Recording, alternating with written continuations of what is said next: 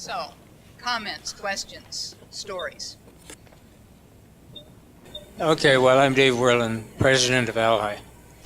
I wanted you to do some comparisons between seems to be the motivation of the trade union movement and that of Canada, because I think that is an important question today. I'm asking if you would compare the social activism of the trade union movement in the United States to that which we suffer from here.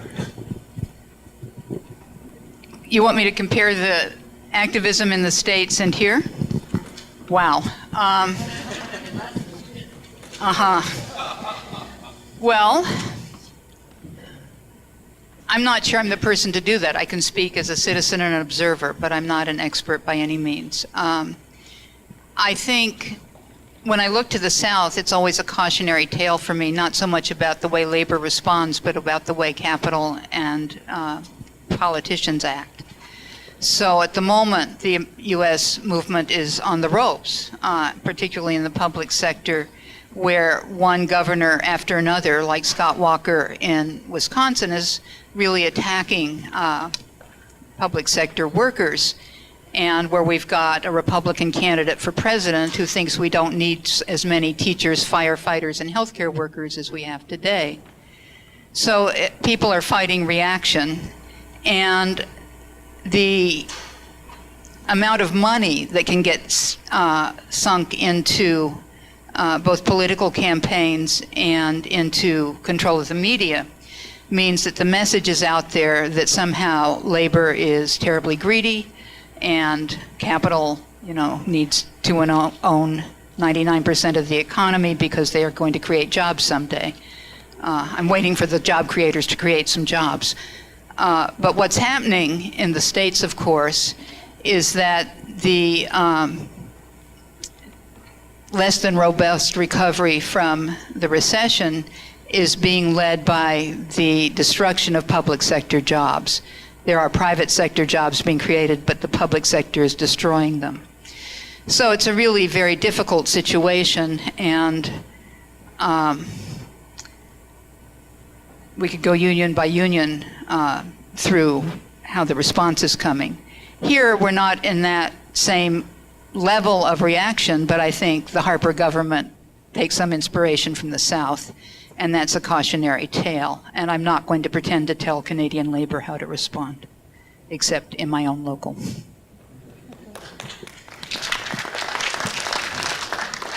Yeah? Kevin Champagne. My question for you is related to the engagement of youth and non-activists at this time. Recognizing the messages that we learned from history, there are more prevalent issues faced with food and shelter. How do we send a message to our youth that the issues we're facing are significant, and how would you frame that message? I think I'd ask them to tell me what they wanted. I would ask them to talk to me first and to tell me their stories. I think that most young people want a decent living. I think most people want a roof over their heads. I think most young people want to be able someday to move out of their parents' basements and have a place of their own. Most parents would like that to happen. I have a 26-year-old son. I talk to him about what he wants. And then I would ask them how they think they're going to get those things and who might be their allies. I would try and get them to generate out of their own networks and their own friends, their own strategies. And then I would offer them some examples from the past of what had worked and what hadn't worked. But I find particularly with young people and at my youthful age, I'm 65, I find that it's useful to let them talk first. And if they generate their own agendas, then you have to talk about whether you can get that on your own and what kinds of organizing strategies might be useful in getting what you need. If we look at Montreal right now, we have one example of students understanding full well what's going on for them. Tuition's higher here in Alberta, and I don't see any real reaction here. That interests me. Yeah.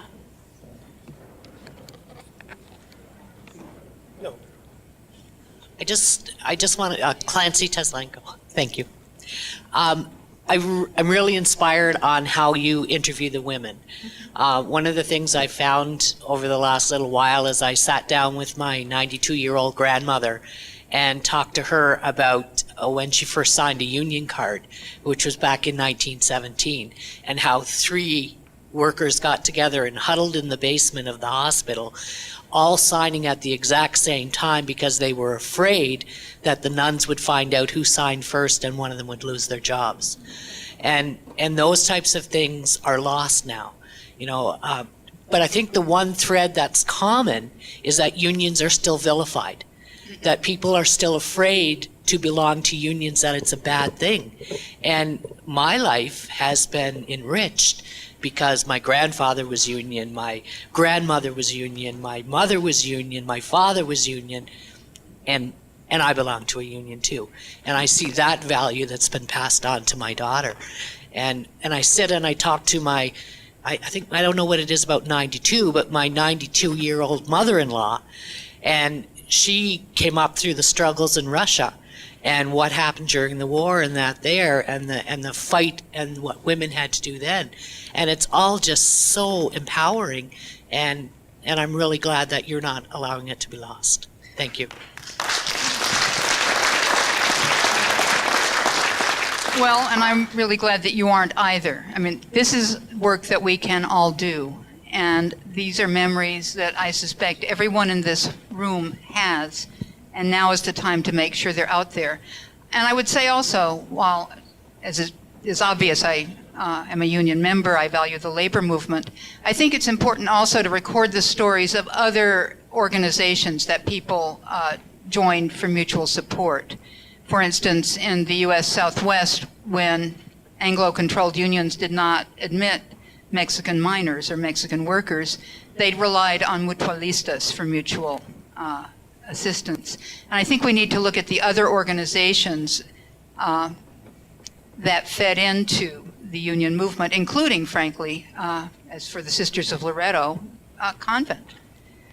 The convent became a place for them to talk about organizing, and that might be something that those scary nuns might want to know about.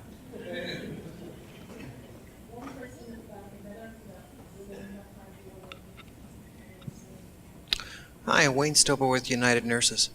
I think one of the biggest things our unions struggle with is the younger people in our unions, engaging them in activism and everyday life of our unions, mostly because until there's a need for them to be concerned about their jobs, they think that everything is status quo, which in reality is a fallacy, because it has to start way back when there's nothing going wrong as far as we're concerned, to prepare for what will go wrong. Okay, and this history is taught me that way back then we should have been preparing for what was going to be happening way back, or way ahead. In addition, I do have one quick question. Was anybody held accountable for those children that died at that Colorado mines, besides the Rockefellers being, bad press? Thank you. No. No one ever was tried for those murders. I don't pretend to know how to prepare young people to see their place in a collective struggle. But the way I proceed really comes from a guy who was my mentor and who sucked me into this business because I thought everyone was as smart and as nice as he was, who taught me my first important lesson about teaching. And what he told me was that teaching is an act of faith, that a lot of what we teach is not going to connect for our students when we teach it, because it can't connect till their experiences fit what we're saying. So for instance, when I'm teaching about the women's movement, and I face a classroom of young women who think the revolution has been won and they want to thank me and get on with their lives, I usually close this way. I say something like this. I say, I hope all the things we learned this semester are history in the past for you. I hope that you find everything that your hearts would desire. I hope that you find the love of your life. I hope you find a rewarding job. I hope you are promoted every time you deserve it. I hope you get every good thing you have earned and would desire. But I also hope that if someday Prince Charming hits you, or if you are turned down for a job you have earned, or someone denies your merit because you are a woman, that you know you're not crazy, you know you're not alone, and you know you got resources. Goodbye and good luck.